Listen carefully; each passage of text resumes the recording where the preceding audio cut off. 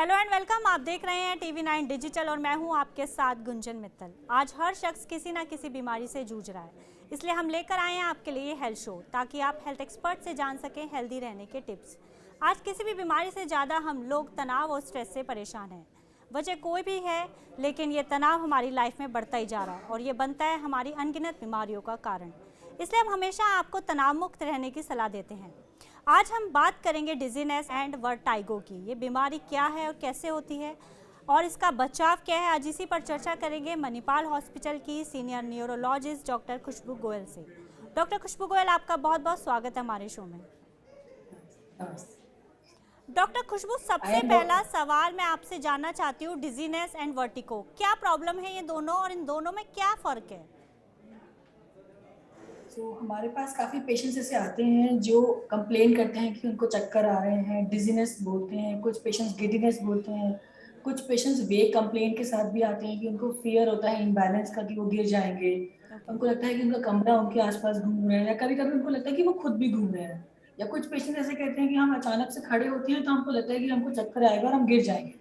तो पेशेंट्स की जो कंप्लेंट्स होती हैं वो वेग होती है, कभी कभी वेरिएबल भी होती है, कोई एक पर्टिकुलर इसका एक सिम्टम नहीं होता। तो डिजीनेस और वर्टाइगो में लोग यही करते हैं कि डिजीनेस एक तरीके से सिनोनिम बना लेते हैं वर्टाइगो का। वर्टाइगो मीन्स कि आपको सेंस ऑफ रोटेशन जो है आपका इम्बैलेंस हो गया है, and you are feeling the fear of imbalance, and plus you are feeling dizzy. Doctor, ये भी बताइए, इस प्रॉब्लम या बीमारी होने की वजह क्या है? तो जैसे मैंने बताया कि दो मेजर टाइप होते हैं, या तो हमारे जो चक्कर आते हैं तो ब्रेन से आते हैं या कान से आते हैं, या उनके बीच के तालमेल की वजह से आते हैं, जो मेन रीजन है। तो अगर पेरिफेरल वर्टाइगो की बात करते हैं, जैसे लेट्स सपोज किसी को हियरिंग इश्यूज है या किसी के कान में कोई तकलीफ है और उसका ये जो कान वाला सिस्टम है ये अप्रोप्रिएट नहीं है, कान के अंदर जो सेंस ऑर्गन्स होते हैं, तो उसकी वजह से भी चक्कर आ जाते हैं।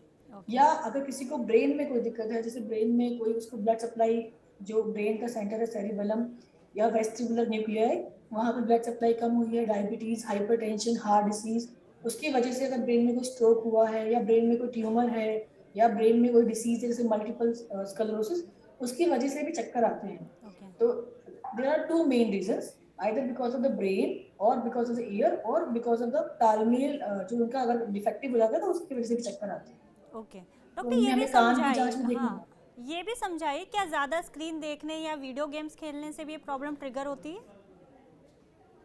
एज सच कोई डायरेक्ट ट्रिगर नहीं है चक्कर के साथ, माइग्रेन के साथ ट्रिगर होता है और कभी कभी चक्कर माइग्रेन के साथ भी कनेक्टेड होते हैं, कुछ कुछ केसेस में। तो उस केस में कनेक्शन बनता है, अदरवाइज अगर हम बात करें प्योर वर्टाइगो की या प्योर डिजीनेस की तो कोई डायरेक्ट कनेक्शन नहीं है। But yes, in some cases where the migraine and चक्कर, the dizziness, they are there, in that case there can be a trigger with excessive watching of screen.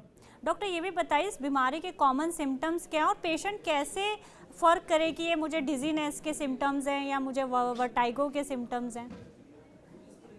तो इसमें सबसे ज़रूरी ये है कि ये डिफ्रेंशिएट करना कि ये ब्रेन की वजह से ना आ रहे हैं और कान की वजह से आ रहे हैं तो इतनी ज़्यादा सीरियस मतलब प्रॉब्लम नहीं है। बट अगर ये ब्रेन से आ रहे हैं तो it's a very emergency condition. तो अगर पेशेंट को चक्कर आ रहे हैं, वॉमिटिंग आ रही है एंड लग रहा है कि मैं गिर जाऊंगा, तो ये दोनों में हो सकते हैं, मतलब ब्रेन की वजह से भी हो सकते हैं और कान की वजह से भी हो सकती है, ये कॉमन सिम्टम्स होते हैं दोनों में। बट अगर देखने में दिक्कत आ रही है, इसको डबल दिखाई पड़ रहा है, या पेशेंट को बोलने में दिक्कत आ रही है, खाना निगलने में दिक्कत आ रही है, इस केस में it gives signal that it can be because of the brain or it can be a stroke also or a transient ischemic attack also। तो उस केस में आपको तुरंत जो है अपना बीपी शुगर अगर आपको स्पेशली अगर है तो आपको तुरंत डॉक्टर के पास पहुंचना है और हमें ब्रेन का जो स्कैन करा के देखना होता है कि कहीं कोई स्ट्रोक तो नहीं हो गया। बट अगर वॉमिटिंग की बात करें तो दोनों टाइप में हो सकती है, ब्रेन से भी कान से भी, दोनों टाइप के डिजीनेस में हो सकती है। वॉमिटिंग होती है, पेशेंट को चलने में दिक्कत आ सकती है, चक्कर आता है। चक्कर जो होता है ना, कभी कभी ऐसा भी होता है कि वो स्पेशली पोजीशन करवट, जिसमें मैंने आपको बताया कि अचानक से खड़े होने पे आ सकता है या करवट लेने पे आ सकता है। तो ये मेन सिम्टम्स होते हैं वर्टाइगो के। ओके, तो इस बीमारी का ट्रीटमेंट क्या और कितना समय लगता है? क्या सिर्फ मेडिकेशन की ज़रूरत होती है या फिर हमें सर्जिकल प्रोसीजर भी करना पड़ता है इसमें?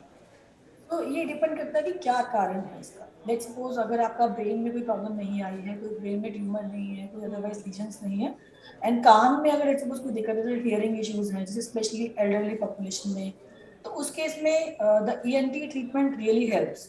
और अगर आपका कान भी ठीक आया है, ब्रेन में भी कोई दिक्कत नहीं है, आपका ब्लड प्रेशर, शुगर, बाकी आपको कोई रिस्क फैक्टर्स नहीं है, उस केस में we give some medication to control the vertigo, and there are some exercises also, like vestibular exercises.